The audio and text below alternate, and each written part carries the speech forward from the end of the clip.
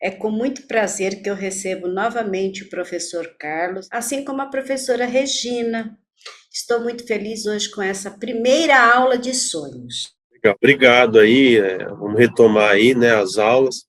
Então, eu gosto muito de dar aula, né, de Freud, que me estimula a estar em contato com a obra do autor, assim, e eu já é uma ideia, né, uma coisa assim, se vocês forem para esse campo, né, que é a tal da psicanálise, não se preocupem que vocês vão passar a vida lendo e relendo esses textos. Então, mas é muito grande. Não, vocês vão ler, vão reler, vão sempre voltar. Então, vamos aqui. Hoje o nosso tema é a interpretação dos sonhos. Eu preparei aqui um slide para ajudar a gente a se orientar. Então, como toda aula eu gosto de fazer, eu quero apresentar, antes de tudo, uma bibliografia. E como aqui é Freud, é uma bibliografia que incorpora a obra do Freud sobre o tema sobre o tema sonhos, interpretação dos sonhos. E aí bati o olho aqui nesse slide, eu percebi que está faltando texto aqui, eu vou dizer. Depois eu posso colocar tudo de novo lá, e nos próximos slides eu transmito, aí vocês pegam. Então, essa assim, é uma caminhada. Assim, quem se interessa por esse tema na obra do Freud pode seguir essa caminhada. Eu fiz a caminhada aqui num sentido, muitas vezes, tanto esquemático, por ordem cronológica, mas não precisa. Então, eu acho que, assim, às vezes as pessoas ficam assim, por onde que eu começo a ler o Freud? Começa pelo tema que te interessar, olha o tema, lê, pega um livro, pega um texto, não precisa ser cronológico certinho, né?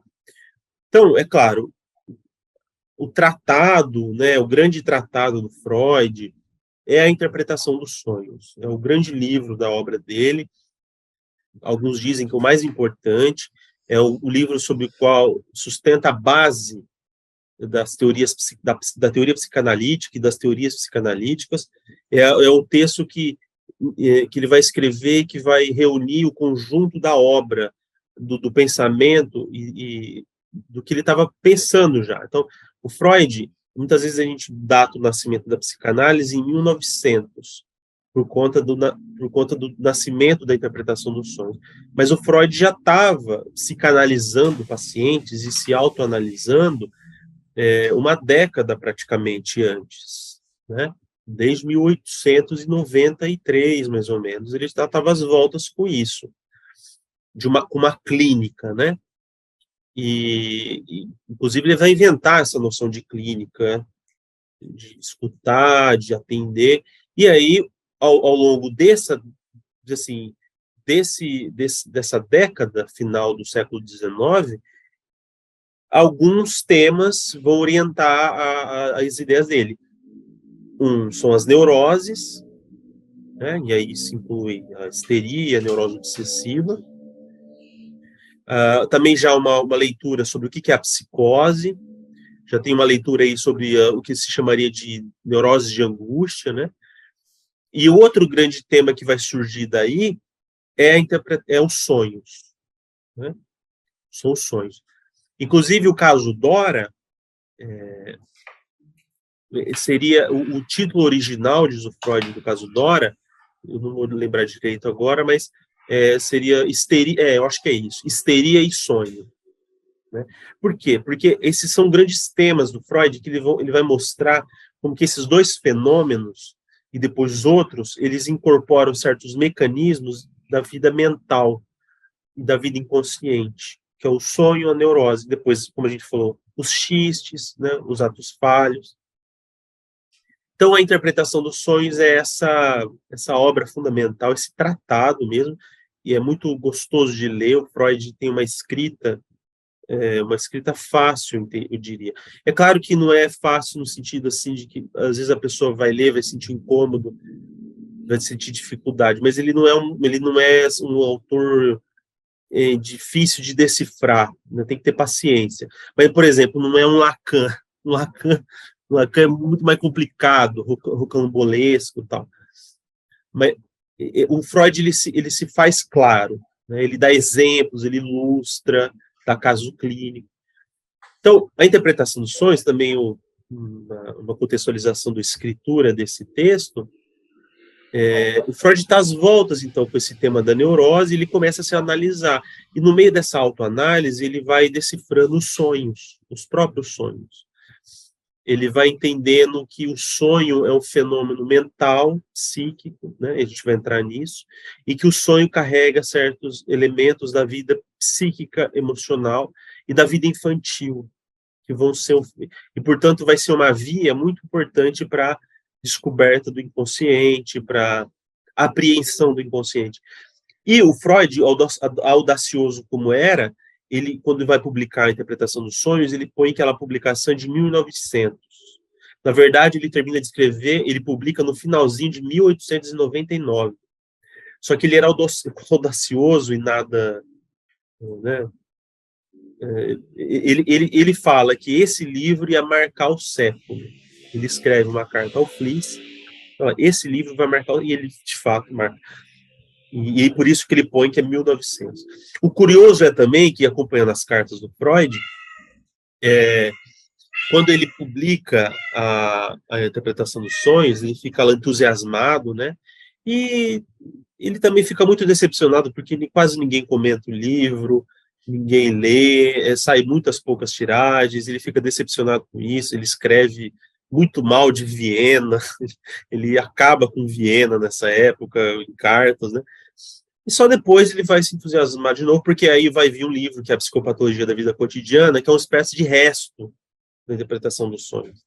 E que vai fazer muito mais sucesso, porque é uma linguagem mais palatável. Os sonhos, querendo ou não, é um tema meio obscuro, é confundido com uma coisa meio ocultista, meio esquisita. Então, os cientistas, os pesquisadores acharam aquilo meio estranho. Depois, a interpretação do sonho, lá pela quinta, sétima edição, que ela vai começar a fazer algum sucesso de venda, né?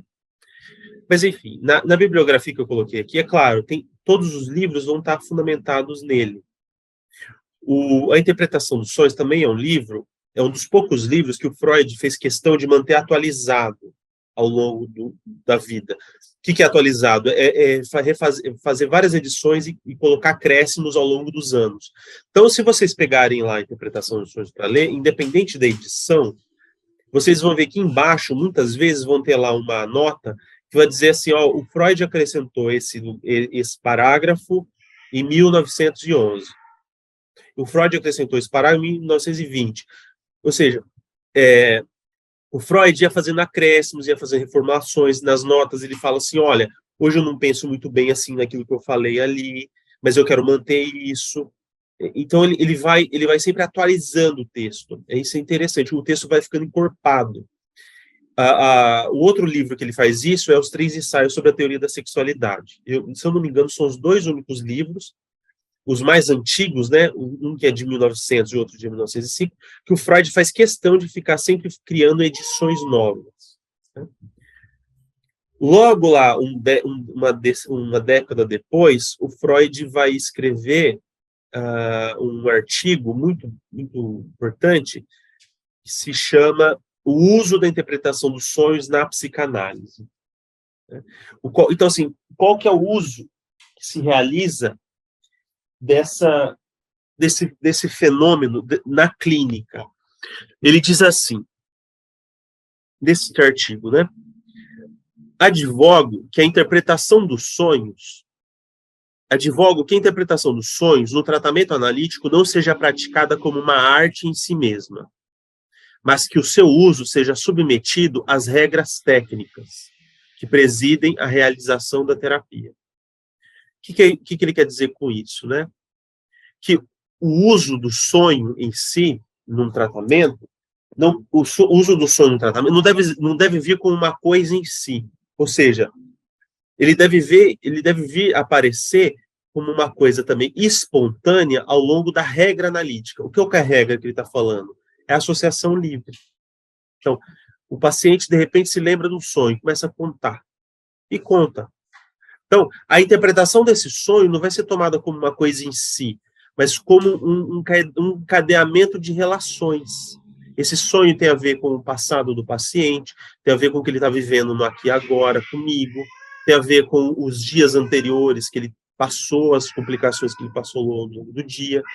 Então, o uso da interpretação do sonho, ela vai estar como mais um fenômeno na pesquisa do inconsciente, e não só como uma coisa em si, né? Mas a gente vai falar mais disso. Aqui, outro texto do Freud, né, é Um Sonho como Prova. Então, vocês querem saber o que é uma interpretação de um sonho? E não estou querendo ler a interpretação dos sonhos inteira, porque tem vários, milhares de exemplos dentro da interpretação dos sonhos. Leiam esse artigo. O Freud pega um sonho de uma... Na verdade, é mais curioso ainda, porque não é o sonho da paciente. A paciente conta um sonho da empregada para o Freud. Minha empregada sonhou com isso. E aí a própria paciente do Freud dá uma interpretação para o sonho, e o Freud complementa essa interpretação. Então é muito interessante. Então, ali ele vai mostrando como que ele faz, o que ele precisa para interpretar o sonho, aonde ele vai. Ele dá uma série, ele dá um exemplo. Então, ali tem um exemplo. Quem quiser ir, leia esse texto, né? Sonhos como material de conto de fadas. Nesse texto, o Freud vai articular sonho e mito. Como que os mitos humanos, que depois os mitos, né, os arquétipos humanos, eles se encarnam, por exemplo, nos contos de fada, e como que esses contos de fada se tornam um material riquíssimo e que muitas vezes aparecem nos sonhos como uma forma de falar das dimensões inconscientes daquele sujeito. O que eu quero dizer com isso? Então, o sujeito lá, o Freud, talvez uma aproximação mais contemporânea, que se organiza ali dentro dessas ideias, seria algo mais ou menos o seguinte: o Freud vai dar exemplos assim, de como alguns contos de fada aparecem em certos sonhos de alguns pacientes. E o que aquele conto de fada ajudou o paciente a formular do inconsciente dele. Algo talvez próximo a nós seria muitas vezes se um paciente assiste uma série da Netflix e os personagens da série da Netflix incorporam no sonho do paciente. Como é que isso pode ser útil para pensar o sonho? Né? Então, tem esse texto, né? Tem alguns outros textos que depois, eu batendo o olho aqui, eu vi que tem mais textos ainda, mas para a gente passar para frente, né? Eu vou ficar com esses, depois a gente vai entrar um pouco mais na introdução do tema. Um outro texto importante sobre os sonhos é o Além do Princípio do Prazer. Por quê? É de fato essencial esse texto para a questão do tema dos sonhos. Para o Freud, todo sonho, e a gente vai chegar lá de maneira mais pormenorizada, todo sonho é a realização de um desejo inconsciente. Todo sonho representa a realização de um desejo. E claro que isso já causa uma polêmica, né? Mas a gente depois tem que entender o que ele quer dizer com isso. Só que, no Além do Princípio do Prazer, o Freud vai ter que reformular esse postulado. Ele vai se dar conta de que, no Além do Princípio do Prazer, um grande tema desse livro é o trauma. E ele vai ter lá contato, por exemplo, com pacientes traumatizados pela guerra, por exemplo, né? E vai se inquietar muito com a noção de que se todo sonho é realização de um desejo e, portanto, uma espécie de realização do princípio do prazer, por que esses pacientes estão me contando sonhos traumáticos e eles não contam nada além disso? Ou seja, eles sempre se veem revivendo a cena traumática e dolorosa. Né? E aí ele vai ter que reformular algumas noções a respeito disso. Então, por isso, é um texto fundamental para pensar a interpretação dos sonhos. Outro texto, alguns complementos à interpretação dos sonhos, né? Enfim, aqui está uma pequena bibliografia, vocês podem aí tirar foto, olhar, anotar, e tem mais algum tanto que eu vou mandar depois, né? Porque eu não preenchi. Mas vamos entrar nesse tema, né? Primeiro, o sonho é um fenômeno que é da condição humana, da natureza humana. Todos os povos, todas as culturas, todos os seres humanos sonham. Isso é um fenômeno que nos liga com o nosso presente e com o nosso passado pré-histórico. Isso a gente pode supor. O sonho e a morte são dois fenômenos que nos ligam com toda a humanidade. Não por acaso os gregos diziam que sonho e morte são irmãos. De repente, vocês até assistiram uma série que saiu na Netflix há pouco tempo, se chama Sandman. Né? E ele tem um irmão, na verdade, Sandman, mas o nome dele é Orfeu. Né? Orfeu, ele é o deus dos sonhos. E ele tem a irmã, que é a morte. Né? Os gregos entendiam que eles eram dois irmãos mesmo. Na série tem uma outra relação, tem outros irmãos lá, tal. Mas o que eu estou querendo dizer é assim, que nós nos reconhecemos de modo humano na morte, na finitude e nos sonhos. Isso é profundamente interessante, né?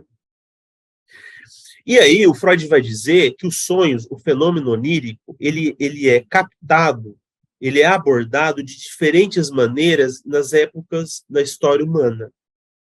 Então, o Freud tem essa visão, que é um pouco já ultrapassada, de que a humanidade ela tem 3 etapas. Isso era uma noção um pouco da época dele. Nós temos a etapa animista, pré-histórica, a etapa religiosa e a etapa científica.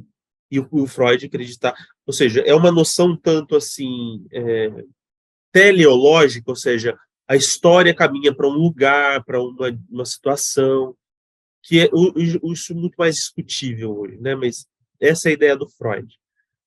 Então, os sonhos na etapa animista, a gente pode pensar, né, e supor, e aí a gente tem relatos de tribos primitivas, selvagens, que existem até hoje, e aí pensando até que a ideia de que eles são selvagens primitivos já é um preconceito, né, como se nós estivéssemos de um lado civilizado.